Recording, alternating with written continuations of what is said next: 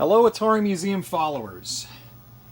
So today I seem to have unearthed something really earth-shattering. Now, a lot of you remember from my previous 1090 demonstration video, I went through some of the cards that were available and I showed each one. There was this one mysterious card which is built on a prototype, the prototyping card that Atari was going to sell.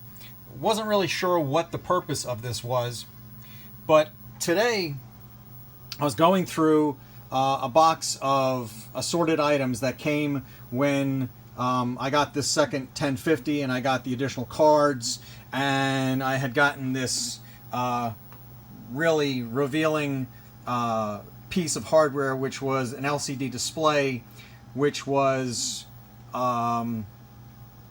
proposed to be for what was called Eskimo / Dog Sled / Atari Explorer, which was Atari's laptop computer. This was just the display. I had placed it on top of the 600XL just to kind of give a sort of an idea of what the product might look like.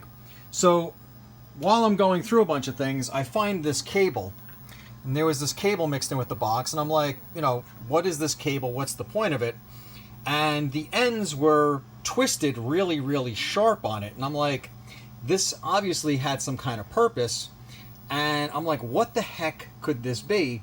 So I started looking at all the items that I had gotten along with this cable, and suddenly it dawned on me. I'm like, well, gee, the cable actually fits into the interface port on the back of the LCD display. And then I'm like, wait a second, could this mysterious card be the video controller or the buffer card for possibly this LCD display? So I go in to look on the display and I'm like, well, gee, there's a header on here. The cable fits exactly there. So I decided let's give this a shot.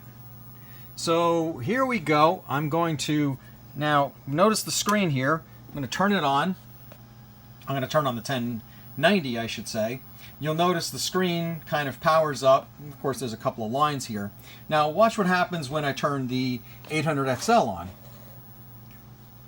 So let's get that turned on. Now you'll notice the screen refreshes.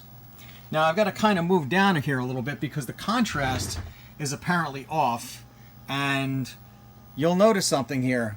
Look what's on the display. It's a little difficult to see, but you've got a ready prompt here, and I start typing characters, and you can see the characters along here, and those are matching the characters up on the display. I'm hooked up to the 80 column card over here, so I'm actually running the 80 column display, but we're actually seeing characters on this display. So let's see here. I can notice they kind of come across the side over here. So not only does this screen actually appear to be something that was meant for the dog sled, the Eskimo or the Explorer, the basically, let's just call it the Atari laptop, but it looks like what Atari was doing was they were actually using the 1090 as a prototyping system so they could develop an interface to connect into this LCD display. And here we are. We actually have the LCD display working. It's not working properly, but it's very interesting that this is actually directly plugged into the 800XL, and it is working. Just not very well. But here, we'll just do this. Atari, and then we'll do caps, LCD. Oh, I actually had the caps locked. Undo it, display.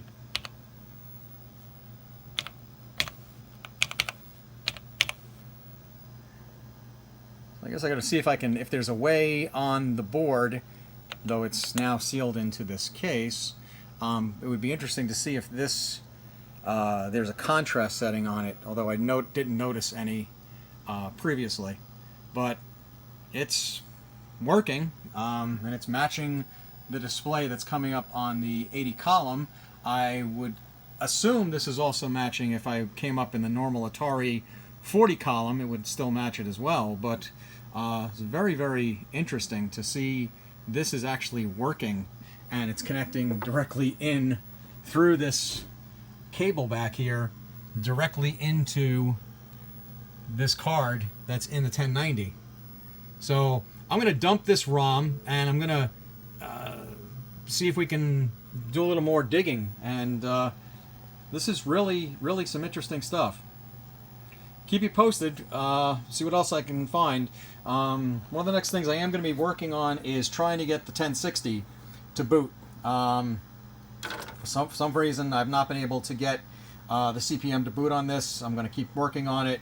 That's one of my next projects. But this just was a stumble-on revelation, just piecing two components together, and for some reason it all started to make sense, and suddenly three unknown items all related to each other, and here we are with an actual LCD display that is running directly on an Atari 800 through the 1090.